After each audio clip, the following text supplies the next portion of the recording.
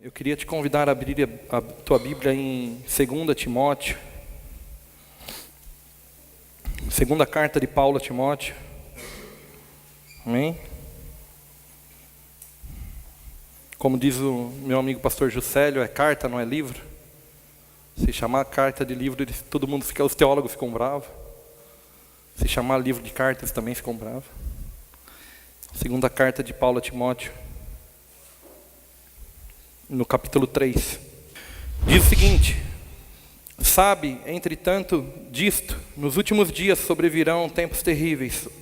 Os homens amarrarão a si mesmos, serão ainda mais gananciosos, arrogantes, presunçosos, blasfemos, desrespeitosos aos pais, ingratos, ímpios, sem amor, incapazes de perdoar, caluniadores, sem domínio próprio, cruéis, inimigos do bem, traidores, inconsequentes, orgulhosos, mais amigos dos prazeres do que amigos de Deus, com aparência de piedade, todavia, negando o seu real poder. Afasta-te, portanto, desses também, porque são pessoas assim que se intrometem pelas casas e conquistam mulheres insensatas, sobrecarregadas de pecado, as quais se deixam levar por toda espécie de desejos. Elas também, sempre aprendendo, mas jamais conseguem chegar ao conhecimento da verdade. E a semelhança de Janes e Jambres, que se colocaram contra Moisés, esses também se opõem à verdade. São homens que tiveram suas mentes corrompidas, são reprovados na fé. Contudo, não irão longe, pois, como no caso daqueles opositores, a insensatez que lhes é própria se manifestará claramente a todos. Eu estava meditando sobre esse texto e parece que foi escrito hoje, né? Ou a semana passada. Eu estava dizendo isso nessa tarde, inclusive, a Bíblia ela é real, querido, né? Ela não é um livro de histórias. E esse texto foi escrito 2000 anos atrás, aproximadamente. E ele é tão atual para os dias de hoje, né? E ele é um retrato da sociedade que a gente vive hoje. E eu queria que você curvasse a tua cabeça agora para nós orarmos, amém? Pai, nós queremos compartilhar da tua palavra, Senhor. Manifesta em nós, fala através de nós, que nós sejamos apenas um canal teu, Senhor, para que possamos comunicar aquilo que o Senhor quer falar com os teus filhos nessa noite. Pai, que a nossa mente esteja aberta para receber do que o Senhor quer comunicar, que o nosso coração e, sobretudo, que o nosso espírito receba a tua palavra, Pai.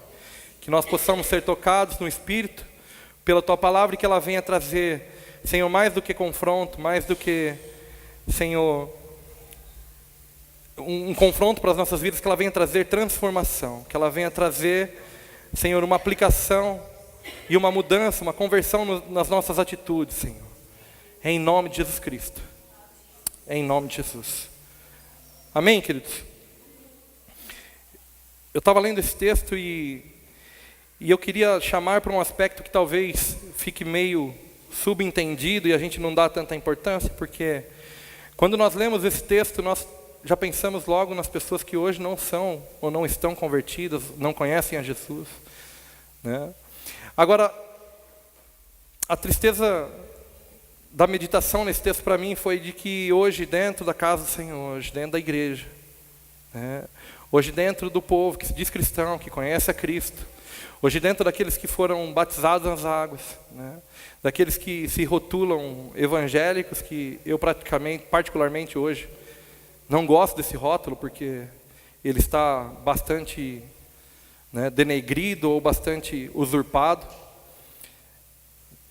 Mas a tristeza é que essas coisas elas deveriam ser comuns fora do âmbito, fora do ambiente da igreja e não dentro da igreja, queridos. Mas a nossa mente ela vai se tornando, assim como diz o texto, ela vai se tornando corrompida. E isso é sutil. Você não enxerga pessoas tropeçando em paredes, não é? E assim são essas coisas.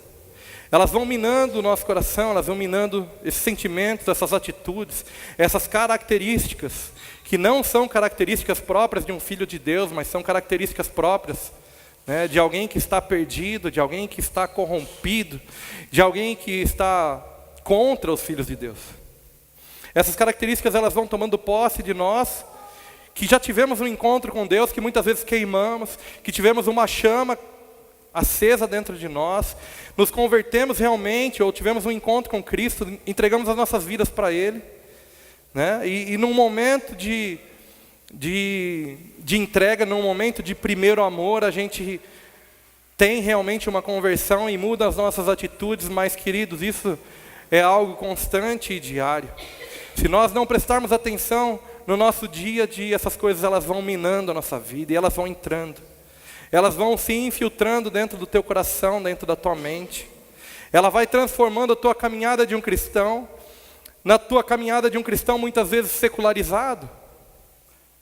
E é por isso que nós temos vivido um tempo de tanto relativismo dentro da igreja, né? As coisas já não são bem assim, a Bíblia já está desatualizada. Eu li um post ontem, eu não vou nem dizer o nome do rapaz que eu não quero dar propaganda para ele. Mas ele estava dizendo que a Bíblia própria diz que ela ficou desatualizada, e ele citava um texto, eu falei, misericórdia, ele está muito louco, não é possível. Agora essas coisas elas vão nos pegando dia após dia, no nosso subconsciente, né? E as coisas que muitas vezes para nós já não cabiam mais, elas começam a se tornar relativamente normais. E as nossas atitudes, aquela chama, aquele primeiro amor de quando você conheceu a Cristo, né? Se você não conheceu, queridos, você ainda tem um privilégio de começar certo. Agora, nós precisamos ter uma consciência disso, de que isso é como um jardim, ele é regado diariamente. O nosso relacionamento com Deus, ele precisa ser diário. Não pode ser uma vez na vida. Eu encontrei a Cristo em 1996. Esse é o Leandro. Alguns aqui me conhecem dessa época. E desde então eu nunca mais fiz nada, eu nunca mais orei, eu nunca mais... Querido, não existe isso. Se te disseram que quando você viesse para Cristo você ia ter uma vida fácil, uma vida de prosperidade, de facilidades, que Deus iria te dar muitas coisas, eu vou te dizer, foi um estelionato religioso.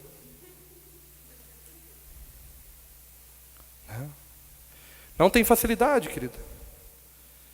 O relacionamento com Deus, ele vai te custar tudo. Vira para o teu irmão e diga tudo.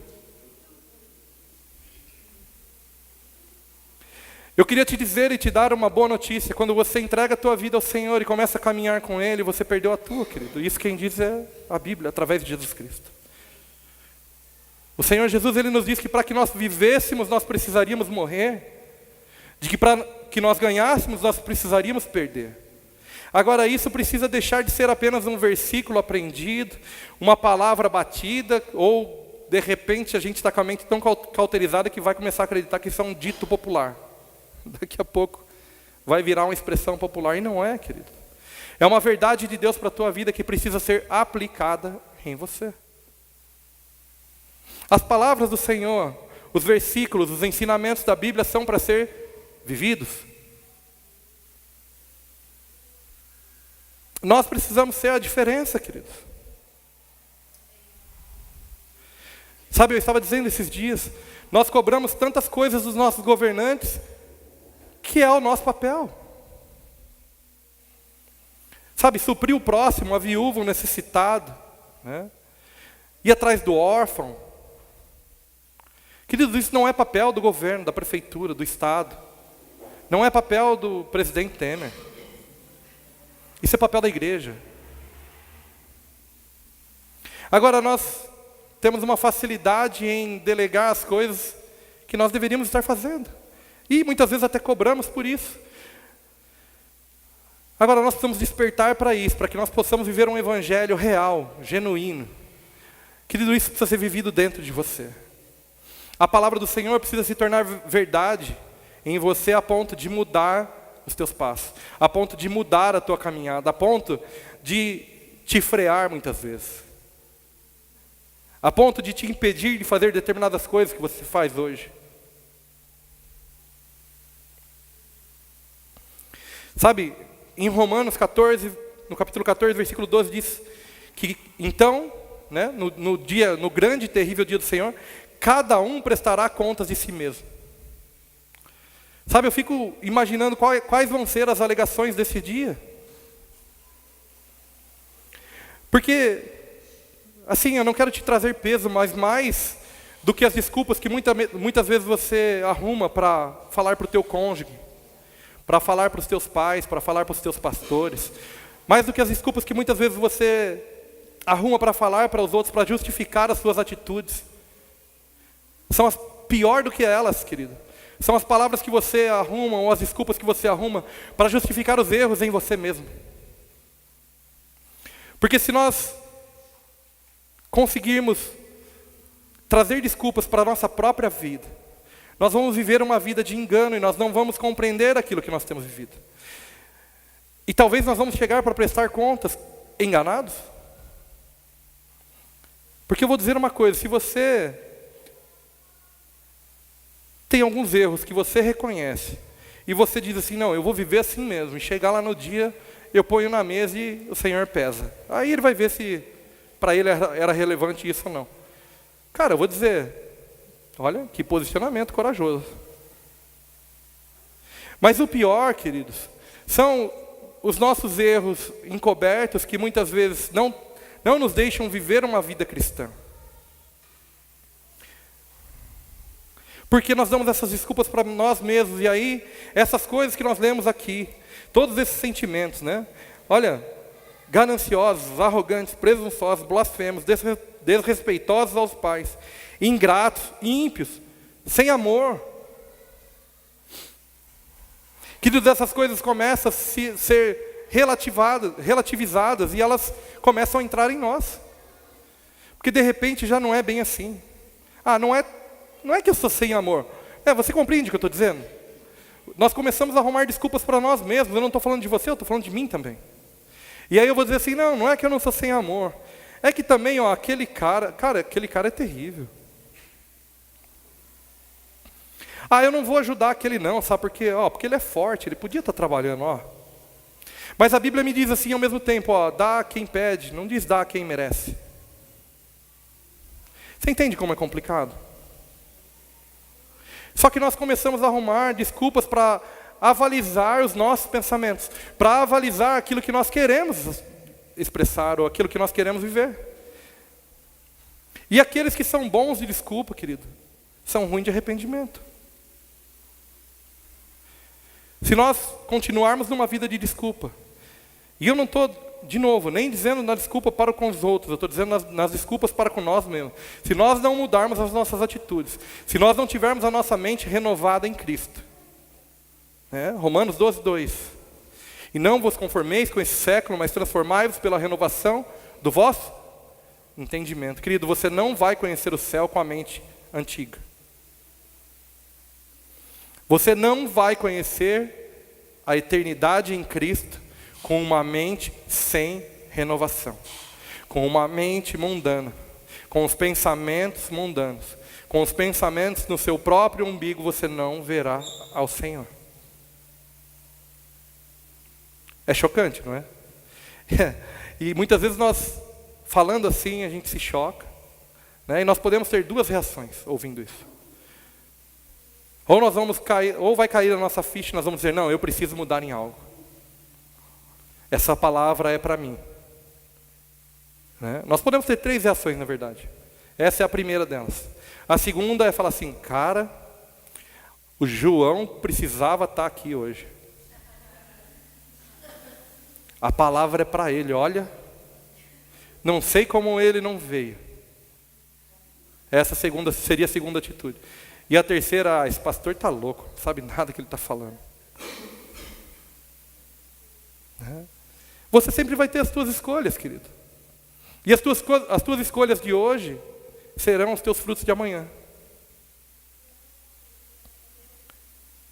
Sabe, então, talvez seja melhor que nós, como igreja, possamos pensar, porque existe um modelo. Existe um modelo bíblico para alguém que professa a fé cristã. Não é algo assim que ficou subentendido, que talvez nós pudéssemos viver assim, talvez nós pudéssemos viver assado. Não, a Bíblia nos diz, como nós, como cristãos que tivemos uma morte em nós mesmos e uma ressurreição em Cristo Jesus, né? Como nós que tivemos um encontro com Cristo, entregamos a nossa vida para Ele, como nós devemos viver. Vamos ler aqui no versículo 10, aí na frente.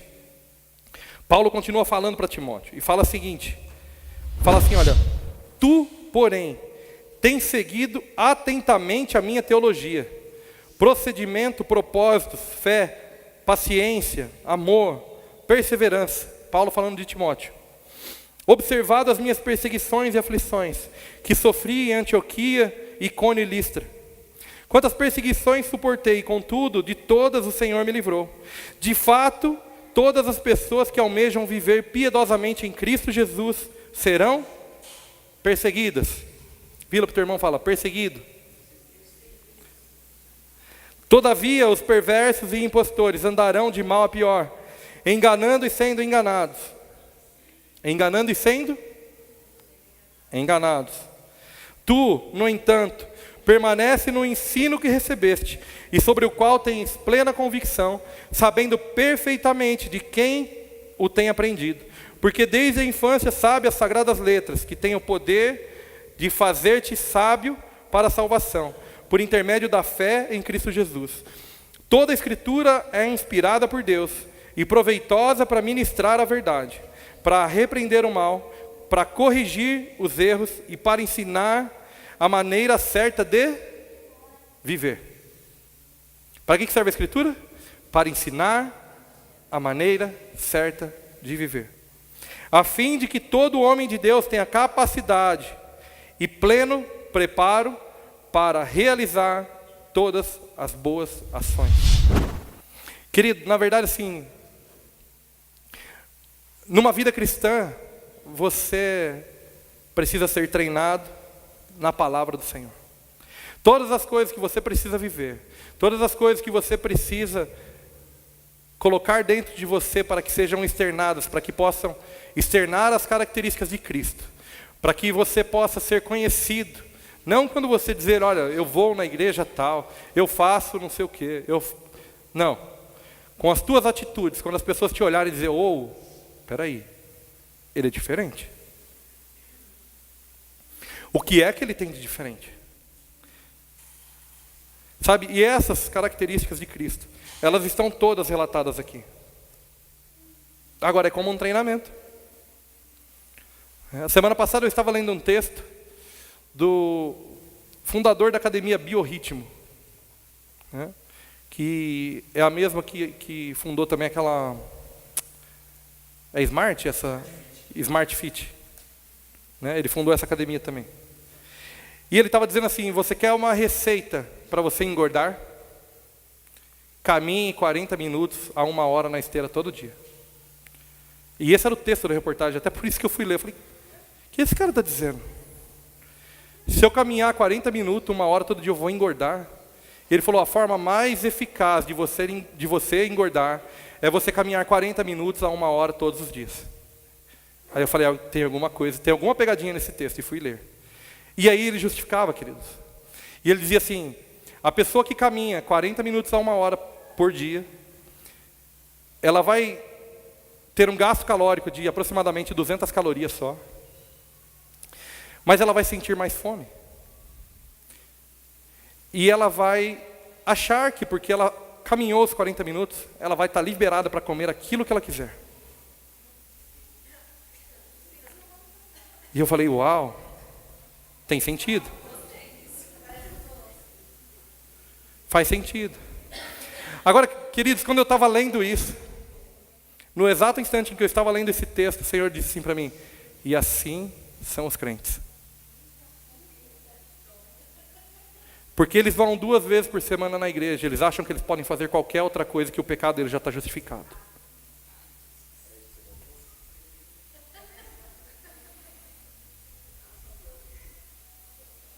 Uau, né? Não pense que isso é para você, querido. Eu apanho primeiro.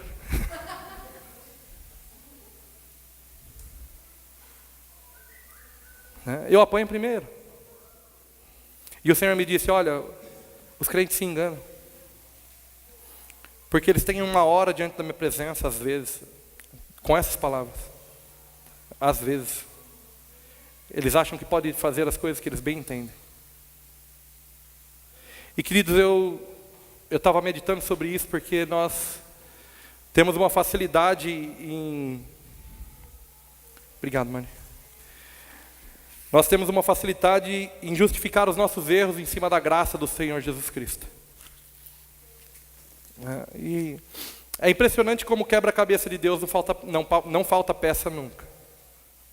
Porque eu vinha meditando nessas coisas, o Senhor vinha me dando uns tapinhas assim. E uns 2 dias depois, o pastor Bill Johnson, lá da Bethel Church, da Califórnia, fez um post dizendo o seguinte.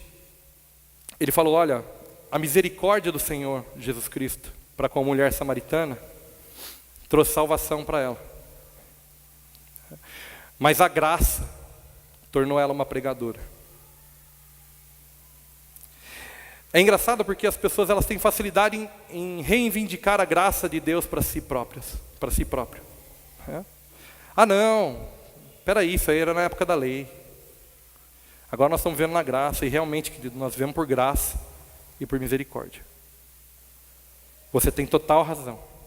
A graça é o motivo de nós não sermos fulminados.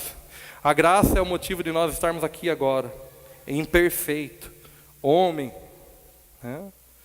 em construção, com defeitos, que essa moça muitas vezes tem que suportar, coitada.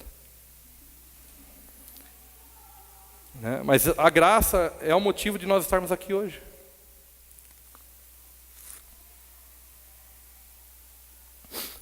Só que durante muito tempo isso foi distorcido. E ainda é distorcido. E as pessoas tomam a graça simplesmente para dizer que então a lei não é vigente. Isso não é uma verdade. A lei ela antecede a graça. Na verdade a graça já existia. A lei já existia antes da graça. E só foi escrita depois. As coisas só foram escritas porque o homem teimou em desobedecer. Eu não sei se você já leu o Êxodo no capítulo 19, lá em capítulo 20. O Senhor chama a Moisés e pede para que ele trouxesse o povo, que Deus queria falar direto com o povo. E aí o povo, por medo, por culpa, fala, não Moisés, nós não vamos porque nós vamos ser mortos.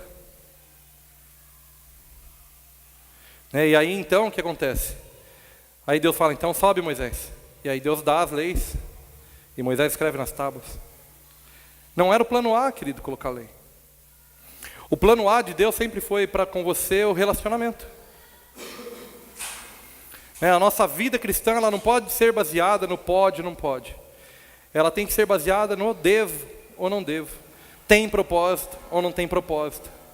Sabe, excede o pode ou não pode.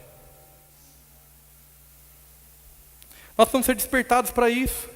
Porque assim, se eu me relaciono com o meu cônjuge, olha, eu vou te dizer uma coisa, eu não sei se é exclusividade minha ou se você é assim com o teu cônjuge também. Mas querido, quando eu olho para ela, eu já sei se ela está feliz, se ela está triste, se ela quer me repreender, se ela quer me matar.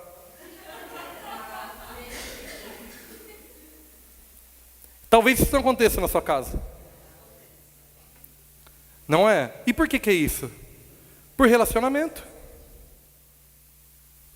Agora, se eu me relaciono com Deus, por que as minhas atitudes, as minhas regras para com Ele precisam estar escritas, apesar de que estão, e muitas vezes nós ignoramos? Mas por que precisa ser baseado no pode ou não pode? Por que nós não conhecemos Deus a ponto de sabermos aquilo que agrada ou aquilo que não agrada o coração dEle? Como está baseado o nosso relacionamento com Deus? Vai para frente aí um pouquinho, em Tito. 2 páginas para frente aí. Tito no capítulo 2. Tu, porém, prega o que está em harmonia com a sã doutrina. Orientações a Tito, o subtítulo ali em cima, orientações a Tito e à igreja. Algumas traduções na Almeida dizem assim, orientação aos crentes. Olha lá. Encoraja aos mais velhos para que sejam equilibrados, respeitáveis, sensatos, sadios na fé, no amor e na perseverança. Então, encoraja aos mais velhos. Aí, semelhantemente, ensina as mulheres maduras a serem reverentes quanto ao seu estilo de vida, não caluniadoras, não viciadas em muito vinho, mas capazes de ensinar o que é bom. Então falou com os senhores idosos, com as senhoras idosas. Dessa forma estarão aptas para orientar as mulheres mais jovens a amarem os seus maridos e filhos, a serem equilibradas, puras, dedicadas aos seus lares, a cultivarem um bom coração, submissas aos seus maridos, a fim de que a palavra de Deus não seja difamada. Mulheres mais jovens. Exorta de igual modo aos jovens, para que tenham bom senso, que o teu modo de agir seja exemplar em tudo. Na teologia, mostra integridade, sobriedade, linguagem sadia e irrepreensível, para que todo inimigo seja envergonhado, não tendo razão para falar mal de nós. Instrui os escravos a se submeterem em tudo aos seus senhores, a tomarem a iniciativa de agradar-lhes, a não serem respondões e não furtá-los, pelo contrário, a demonstrarem que são completamente dignos de confiança, a fim de que todos observem o esplendor da doutrina de Deus, nosso Salvador. Queridos, esse texto ele deixa muito bem claro orientações sobre a forma como nós, quando nos dizemos cristãos, devemos nos portar. A Bíblia é ou não é um manual de instrução?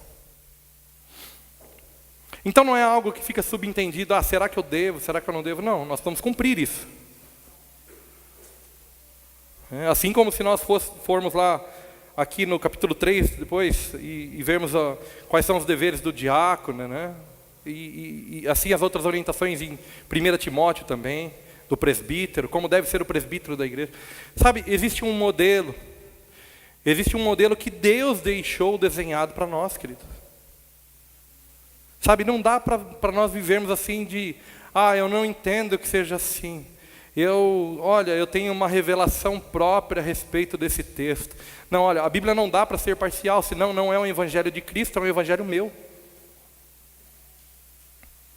Sabe, chegou na hora, nós estamos vivendo um tempo em que a igreja, ela precisa viver os fundamentos da igreja.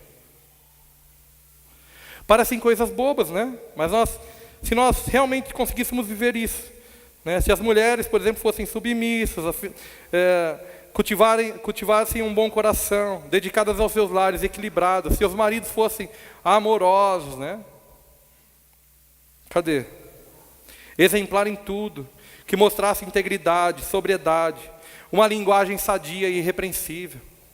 Nós homens. Não precisa me responder, Não se exponha. Mas será que nós vivemos assim 24 horas do nosso dia? Não precisa, querido, não se manifeste. Nem cutuque o teu cônjuge. Será que nós temos vivido assim?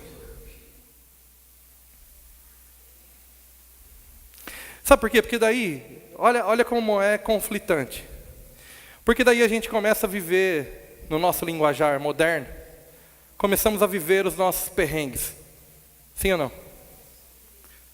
E aí nós falamos assim, dói demais, É como uma criança, dói demais, céus, vida, mês, ano. A gente faz igual hard. De novo, tá vendo? Estou passando por isso de novo. E aí eu fico imaginando Deus falar, cara, tá aí a instrução. Einstein diz que a gente não vai chegar em resultado diferente executando as mesmas ações. Muitas vezes a gente quer chegar num resultado diferente, praticando as mesmas atitudes. Sabe, nós temos vivido um tempo onde as pessoas têm vivido de um mal chamado síndrome do pensamento acelerado. Ou que nós pudéssemos definir como incapacidade de dominar a sua mente. Somos bombardeados de informação todo o tempo, nós já falamos isso aqui. Vivemos um imediatismo e vivemos um mundo de frustrações, né? O nosso querido Facebook, ele veio contribuir muito com isso, porque a gente quer viver a vida de todo mundo, menos a nossa. Todo mundo vive melhor que a gente, né? Porque ninguém posta os boletos, né? Eu nunca vi um boleto postado, ó. Você já viu um boleto postado no Facebook? Ó, vence hoje, quem quer pagar? Eu acho que eu vou fazer isso amanhã, pegar um boleto. Ninguém ia pagar, né? Mas aí as pessoas têm uma vida perfeita ali, e isso traz frustração, né? Os nossos jovens hoje, eles querem começar na diretoria de qualquer multinacional. Mas office boy nem pensar. Não é assim? Não querem trilhar no caminho natural das coisas, né? Eu talvez não tenha muita idade, também não tenho pouco, mas eu fui trabalhar com 12 anos lavando peça de caminhão, não autoelétrica, e 6 meses depois eu era eletricista. E aí, depois disso, eu, com 15 anos, tinha uma loja de som de carro, com 17, 18, eu fui trabalhar no supermercado, a minha irmã não queria de jeito nenhum que eu fosse, está ali, ó. Porque eu trabalhava na feirinha, era muito humilhante colocar aquela roupa. Lembra? Era pesado lá, descarregar os caminhões era pesado. E eu fiz muitas coisas da minha vida, querido, e glória a Deus por isso. Louvo a Deus por cada uma dessas coisas que eu fiz. Porque contribuíram para eu ser alguém melhor hoje.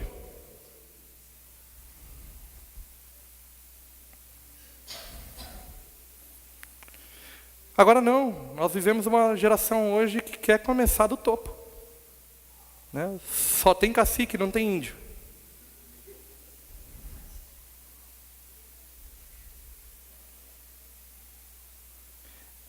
E isso tem consumido, de novo, o mundo, as pessoas. E isso é compreensível, querido, é bíblico, vai se cumprir. Não tem atalho, não tem como fugir disto. Agora, essas coisas, elas não deveriam tocar a vida da igreja. Essas coisas não deveriam tocar na minha e na sua vida. Essas coisas não deveriam alcançar a minha e a tua vida, querido. Se está alcançando, tem alguma coisa errada. Nós não temos imunidade, mas nós temos um relacionamento em Deus que deveria nos livrar dessas coisas, caso nós cumpríssemos com a nossa parte. Sabe por quê? Porque Deus não muda e Deus não falha. Você pode colocar a culpa de qualquer coisa em qualquer um, inclusive em você, mas Deus não tem culpa, querido. Deus não falha. Deus é imutável. Quando Ele concede para você as coisas que você quer, Ele é bom. E quando Ele também te deixa passar por coisas que você escolheu passar, mas que não eram propósito dEle para a tua vida, Ele continua sendo bom, querido.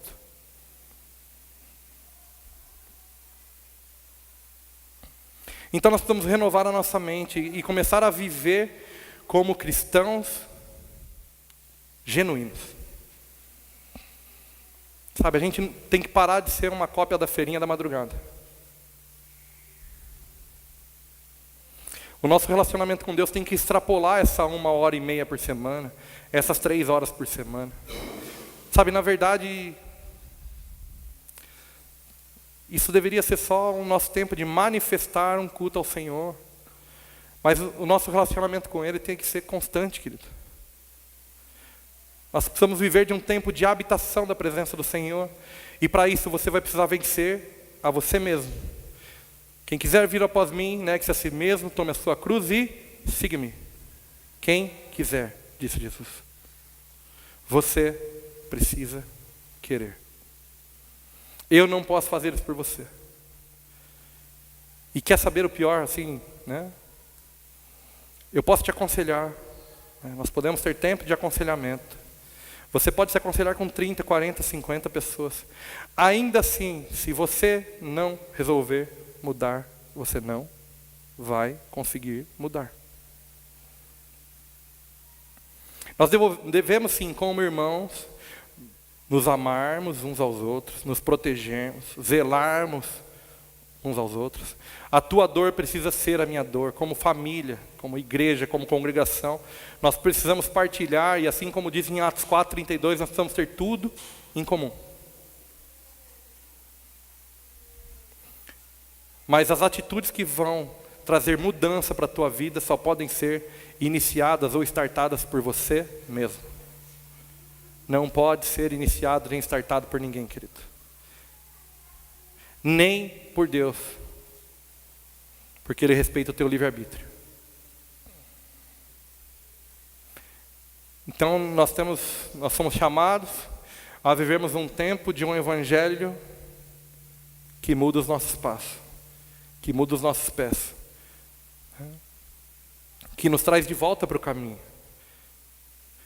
Queridos, não se envergonhem, nós somos seres humanos em construção. Nós temos quase todos os mesmos defeitos. A diferença é como nós vamos lidar com isso. Não tem super-homem, super-mulher. Não coloque expectativa em homens, querido. Eu tenho tanto defeito quanto você, ou talvez alguns mais que você. Talvez eu tenha alguns que você não tem. E talvez você tenha alguns que eu não tenha. Mas todos nós temos. Como diz o meu pastor Luiz Hermínio, quem não suporta as minhas fraquezas não pode celebrar as minhas vitórias. Então não coloque expectativa no pastor, na pastora, no irmão que te trouxe. Não coloque expectativas em homem. Nós devemos ser exemplos para aquele que nos vem. A Bíblia diz que nós devemos ser como cartas vivas. Mas entenda, querido, não se cobre além do que... Nós não devemos pensar nem mais, nem menos do que Deus pensa de nós. Não se sobrevalorize, mas também não se inferiorize, querido. Busque em Deus uma revelação da tua identidade e uma revelação de quem você é nele. O Senhor tem nos chamado a um tempo de viver um evangelho genuíno. Não uma religião. Ninguém precisa de religião, querido. Não vai contar. Carteirinha de membro não vai adiantar apresentar. Desfrute da presença do Senhor. Tenha prazer no relacionamento com Ele. Tenha prazer no relacionamento com Deus. Seja transformado. Impacte a tua geração. Transforme as vidas que você tocar todos os dias. Sabe? Mude a atmosfera, nós cantamos. Mude a atmosfera do ambiente que você entra. Pode estar o caos instalado ao teu lado. Você é luz. Você precisa mudar o ambiente não pode te mudar. Vença os teus medos, vença as tuas batalhas. Vença as coisas que têm desafiado a tua mente. Caminhe na plenitude de Cristo Jesus, que pagou um preço de morte, de cruz do Calvário pela tua vida, querido. Desfrute do benefício que já foi te dado. A melhor coisa que Cristo podia ter te dado, Ele te deu sem você pedir. Tome posse disso. Se liberte. Viva diferente. Saia daqui diferente do que você entrou. Acorde amanhã e tenha uma segunda-feira que você nunca teve. Ganhe uma consciência de quem você é e qual é o propósito que você foi gerado, querido. Impacte a tua geração. Impacte as pessoas que se relacionam com você. Mude, transforme. Mas você não conhece a minha vida, querido. Você também não conhece a minha. Todos nós temos os mesmos problemas.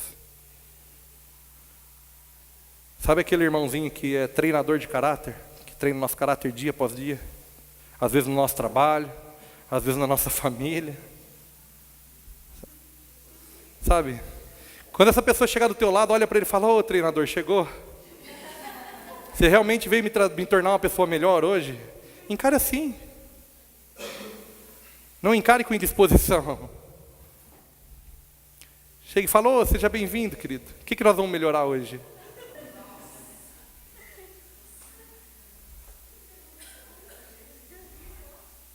É. Fala aí, meu coach. Tá na moda, ele não vai nem notar. Fala aí, meu coach, qual vai ser a lição de hoje? Ó, eu vou rapidamente aqui, eu vou contar algo e nós vamos encerrar, né? Depois nós vamos orar e vamos encerrar. Alguns aqui conhecem o pastor Vini? Sim? A maioria, né? Nós estávamos nos Estados Unidos e algumas vezes, não foi uma nem duas, não. Primeiro que ele não falava muito inglês, né?